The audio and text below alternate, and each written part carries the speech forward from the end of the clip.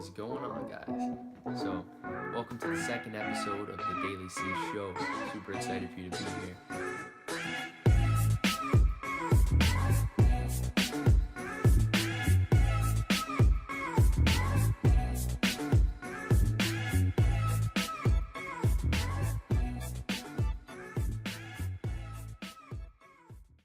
I got some absolutely crazy stuff that I've been learning through the book I'm currently reading. Breaking the Habit of Being Yourself is absolutely changing my life, and I feel like it would be a disservice not to share this.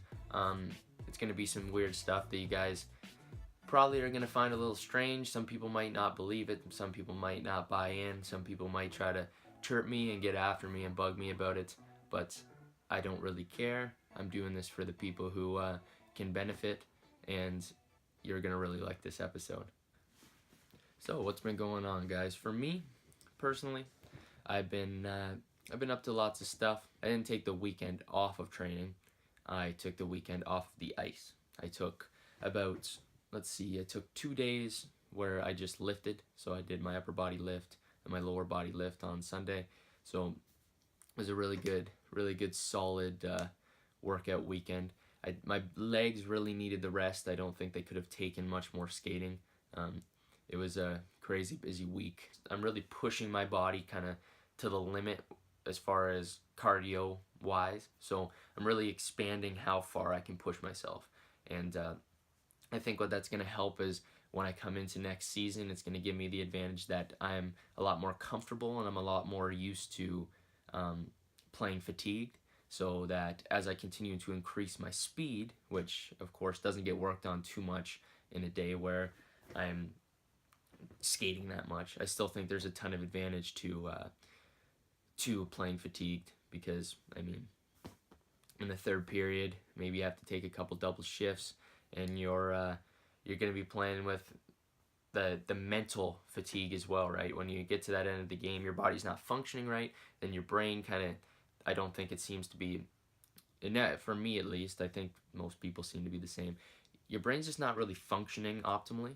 So if you can upgrade that cardio, that's one of the reasons why people think that Wayne Gretzky was such an unbelievable playmaker, and why he thought so well on the ice was because he had unbelievable cardio. I don't know if everybody knows this, but he was like a national level 1500 meter runner. So definitely not like a speed event, but definitely a crazy important cardio event, to be able to hold a really high speed for 1500 meters, which is like, what does that work out to? It's like almost 4 laps. And yeah, so that's kind of my theory there. I think that makes a big difference. If you listen to Austin Matthews talk about how he kind of developed as a kid growing up, he would always kind of just go out to shinny hours, and he would he'd always bring like a pack of jerseys, all different colors, so that he could like jump on with all the different shinny hour groups.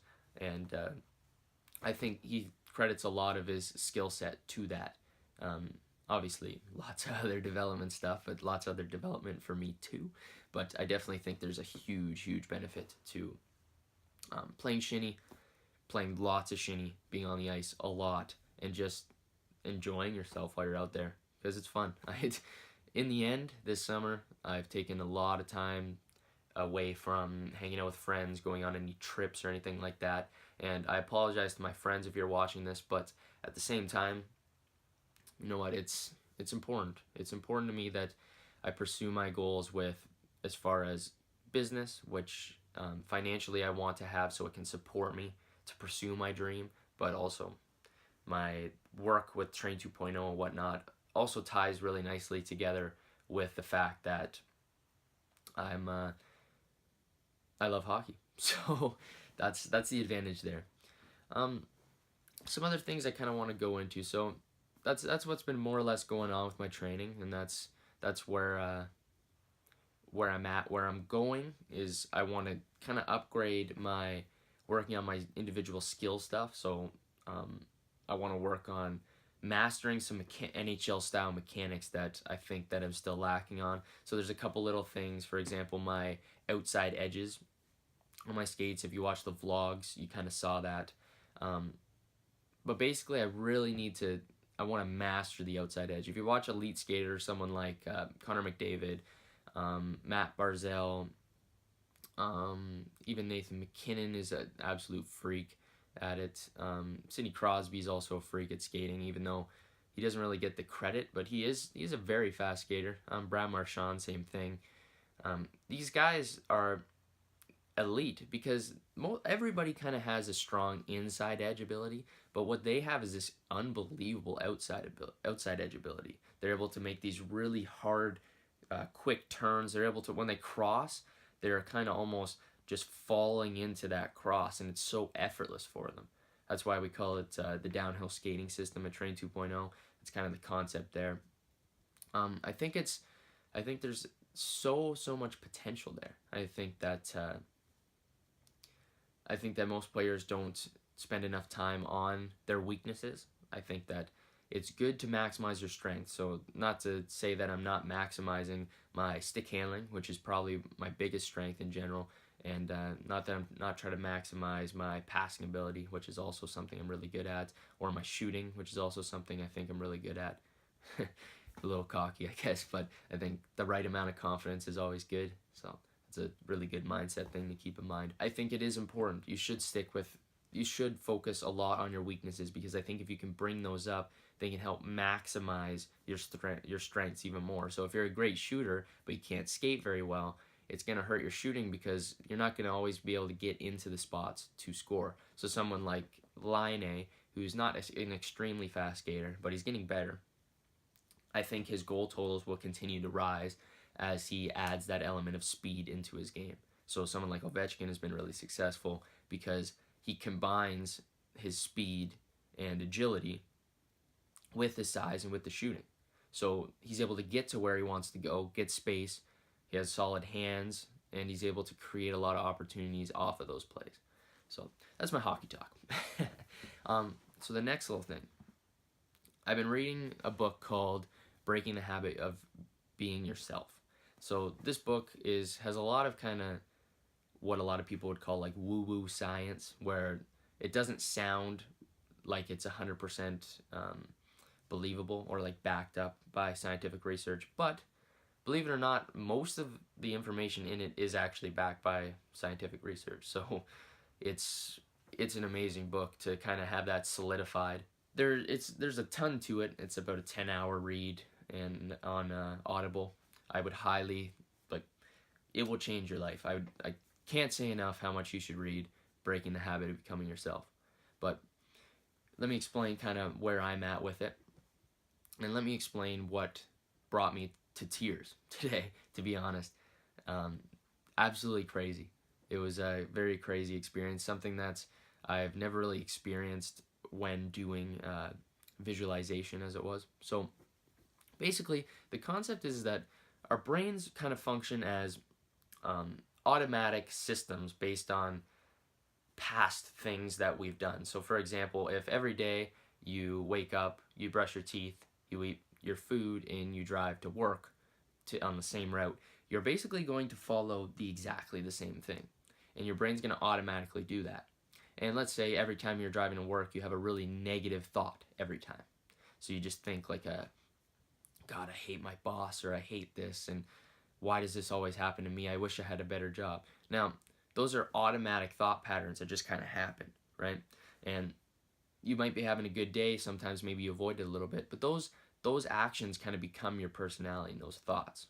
Now, in order to break through and break the habit of being yourself, what you need to do is you need to change those routine thoughts into thoughts that the successful version of you, the person that you want to be, would think. So let's say you kind of want to be like Gary Vaynerchuk, for example, is one of the kind of people I want to model a lot of my personal mindset, my drive, my work ethic, everything. I think a lot of stuff that he does is what I want to model myself around. Now, that's where I think the beauty of this is that you can learn to adopt his thought patterns.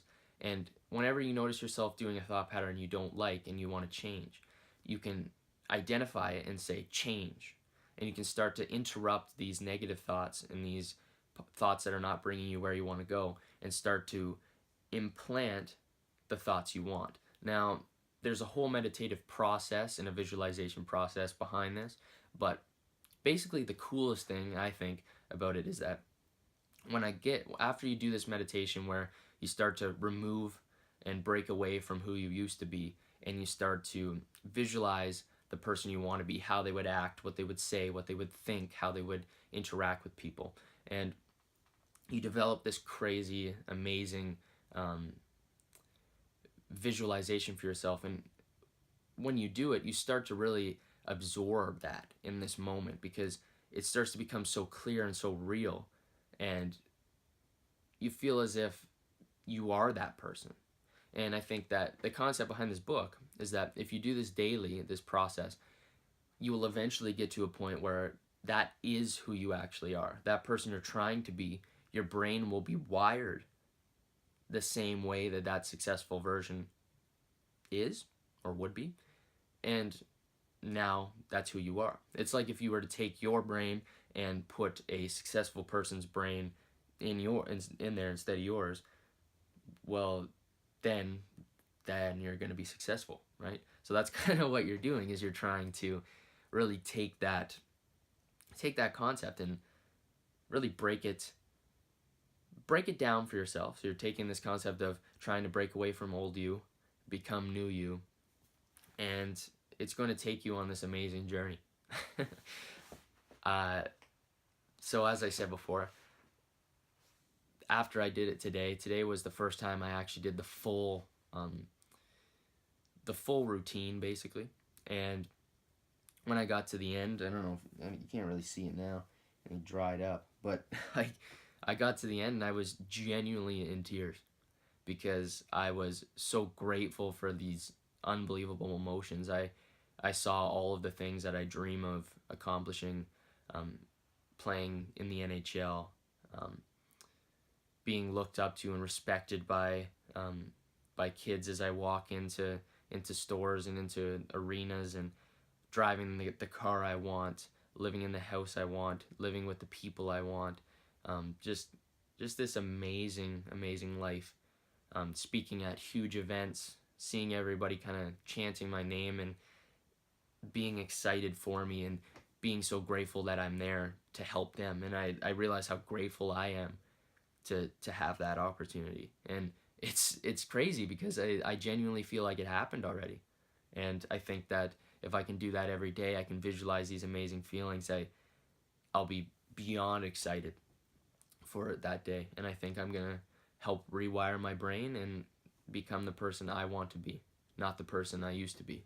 So I think that a lot of people want to stick to who they are and they want to stay true. And I think staying to the right principles is right. So being honest, being genuine, thoughtful, all these good emotions and good character traits, I think you should obviously stay with. But what you want to do is you want to focus on who you want to become and how the person you want to be would act, and begin to wire your brain to get there.